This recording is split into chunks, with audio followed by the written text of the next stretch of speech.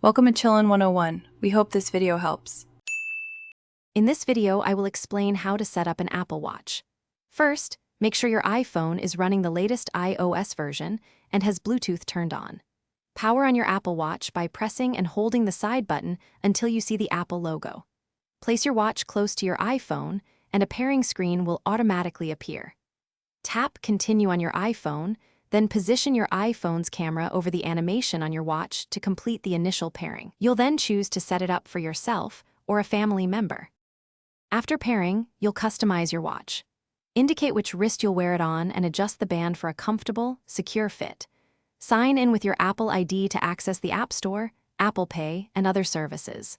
Next, create a 6-digit passcode to protect your data or opt for a simpler 4-digit one. You can also adjust text size and enable bold text for better readability, ensuring your watch experience is tailored just for you. Now, let's explore essential features. You'll be prompted to enable or disable services like Siri, activity tracking, and route tracking. Head to the App Store on your watch or iPhone to download your favorite applications. Configure notifications to receive alerts from specific apps directly on your wrist, ensuring you stay informed without constantly checking your phone. Finally, set up Apple Pay by adding your credit or debit cards for quick and secure contactless payments on the go. As a final step, allow your Apple Watch some time to synchronize all your data and settings from your iPhone.